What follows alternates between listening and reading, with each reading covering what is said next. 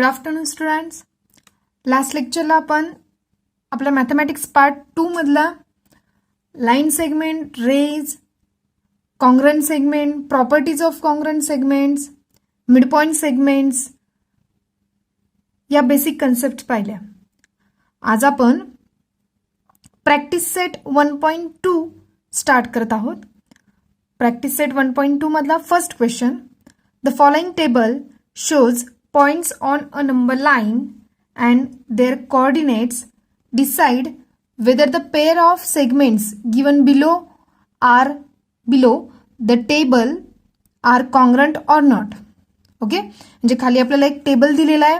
त्या टेबलमध्ये पॉइंट्स दिलेत, points A B C D E. Okay, आणि या पॉइंट्सचे आपल्याला कोऑर्डिनेट्स दिलेत. एचा कोऑर्डिनेट -3, बीचा 5, सीचा 2, डीचा -7 आणि ईचा 9.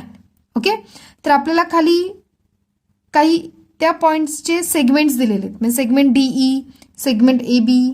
ओके, तर आपल्याला काय करायचं आहे, ह्या दोन सेगमेंटमधलं काय फाइंड आउट करायचं आहे की हे दिलेले दोन सेगमेंट हे कॉन्ग्रंट आहेत किंवा नाहीत, हे आपल्याला काय करायचं आहे, फाइंड आउट करायचं आहे. ओके, मग आपल्याला सेगमेंटची लेंथ आधी फाइंड आउट करावी लागेल.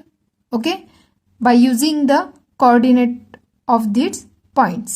Okay, now first of all we find out the length of segment DE and length of segment AB. Okay, त्या दोन लेंथ फाइंड आउट करून झाल्यानंतर आपण चेक करणार की ते कॉन्ग्रंट आहेत किंवा नाहीत. ओके, तर first segment DE and AB. Practice set 1.2 मधला first question, length of D find out करायचं म्हणजे काय फाइंड आउट करणार आपण, distance between point D and E. Okay, तर आपल्याला त्या पॉइंट्सचे कोऑर्डिनेट्स दिलेले आहेत. तर आपण फर्स्ट ऑफ ऑल जे दिलेले आहेत कोऑर्डिनेट्स ते लिहून घेऊया.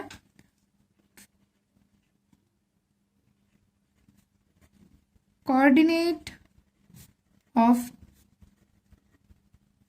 पॉइंट डी इज किती दिलाय आपल्याला, तो -7 and coordinate of point E is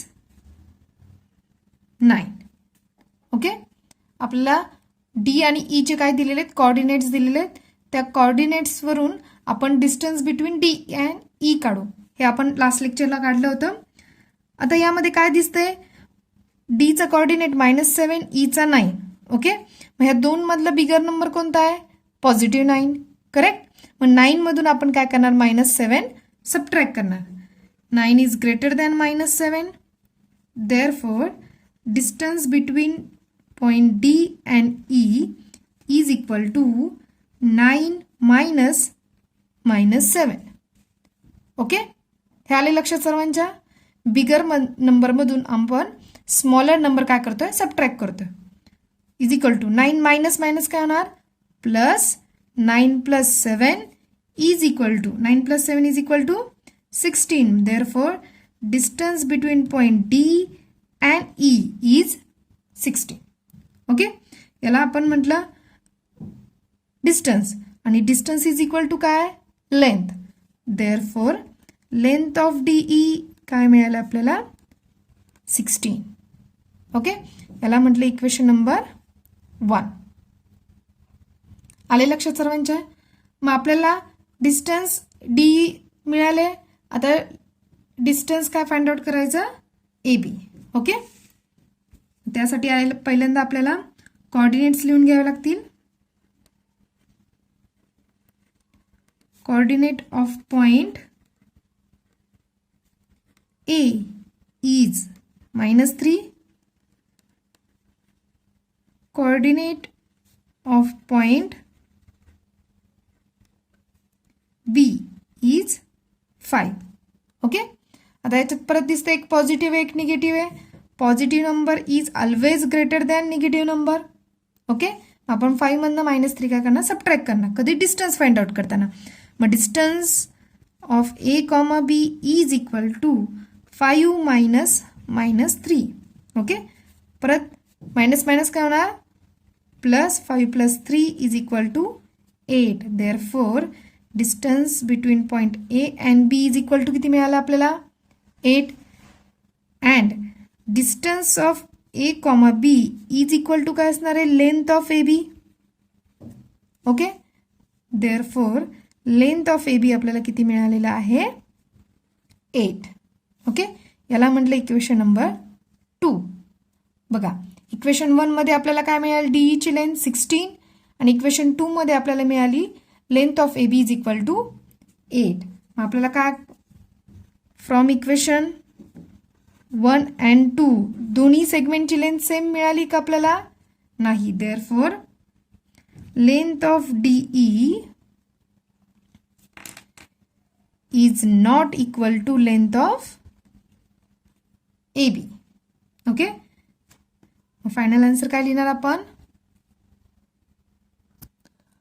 segment DE and segment A B are not congruent because the length of segment DE and length of segment AB are different.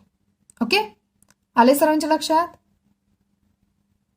Next segment BC and segment ED हे congruent आहेत का ते आपल्याला पाहायचं आहे.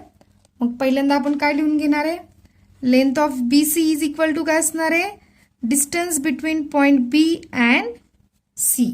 Okay, first of all आपण coordinates लिहून घेऊया. Coordinate of point B is 5 and coordinate of point second point कोणता दिला आपल्याला C is किती दिले आपल्याला 2. ओके, दोन्ही पॉइंट्सचे कोऑर्डिनेट्स आपण लिहून घेतलेत आणि यावरून आपण काय फाइंड आउट करणार आहे distance between point B and C 5 minus 2. 5 minus 2 is equal to 3. Distance between B and C काय मिळालं आपल्याला 3. Distance is equal to काय length. Therefore length of BC is equal to किती मिळालं आपल्याला 3. हे झालं इक्वेशन नंबर 1. नेक्स्ट आपल्याला फाइंड आउट करायचं सेगमेंट AD ची length. Length of AD is equal to काय असणार आहे distance between point A and D. First of all आपण कोऑर्डिनेट्स लिहून घेऊया. कोऑर्डिनेट ऑफ पॉइंट कोणता पॉइंट आहे यात ए इज किती दिली आहे -3. अँड नेक्स्ट पॉइंट कोणता आहे आपला coordinate of point D is -7. Okay, आता हे दोन्ही पॉइंट्सचे कोऑर्डिनेट्स निगेटिव्ह आहेत. मग आपण याच्यातला बिगर नंबर फाइंड आउट करूया. बिगर नंबर कोणता आहे -3 is bigger than -7. -3 is bigger than -7. Therefore distance between point A and D is equal to -3 -7. Okay, -3 minus minus become plus +7. -3 + 7 minus plus minus आणि sign bigger नंबरचं 7 - 3 4 आणि sign bigger number 7चं ते कोणतं आहे plus म्हणून काय येणार आन्सर +4. मग distance between A, D is equal to 4. Okay, त्याला म्हटलं आपण डिस्टन्स काय AD तेच काय असणार आहे length of AD is equal to 4. याला म्हटलं इक्वेशन नंबर 2. मग फ्रॉम इक्वेशन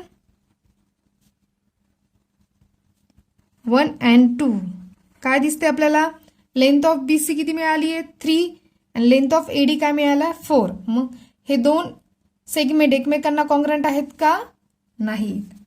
खाली ना therefore length of BC is not equal to length of AD.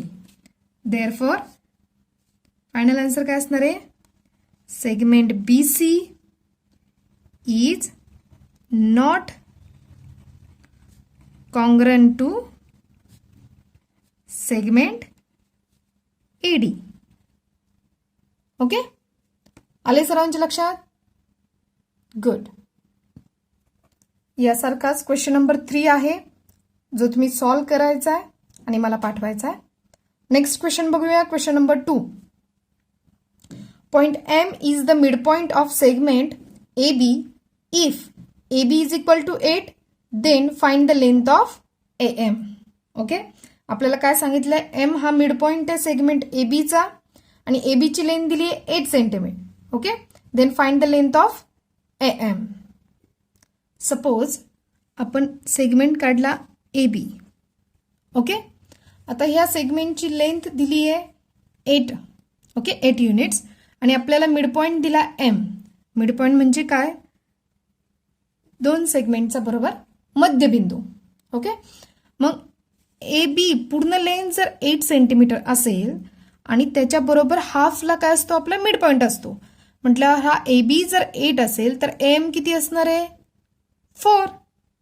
Okay, आपण लिहिताना कसं लिहिणार आहे? Length of AB is equal to 8 units. हे आपल्याला दिलेलं आहे. हे काय झालं आपलं? गिवन. ओके, जे की आपल्याला क्वेश्चनमध्ये दिलेलं आहे. आणि नेक्स्ट आपल्याला फाइंड आउट करायची आहे length of AM. Length of AM ही काय असणार आहे? Half of length of AB. Okay, का? तर M हा काय आहे? मिडपॉइंट आहे. ओके, म्हणजे हा हाफ आणि हा हाफ जर आपण ऍड केला तर आपल्याला पूर्ण सेगमेंट मिळणार आहे, सेगमेंट AB. ओके, मग लेंथ ऑफ AM काय असणार आहे? Half of length of AB. Therefore length of AM half into length of AB किती दिले आपल्याला? 8. ओके, मग कॅल्क्युलेशन केलं 2 1 जा 2, 2 4 जा 8. Therefore length of AM is equal to किती मिळालं आपल्याला? 4 युनिट्स. ओके, हे काय झालं तुमचं फायनल आन्सर, कारण की आपल्याला फाइंड आउट काय करायचं होतं? लेंथ ऑफ AM, जो की आपण फाइंड आउट केलाय. लेंथ ऑफ AM किती मिळाला आपल्याला? 4 युनिट्स. ओके,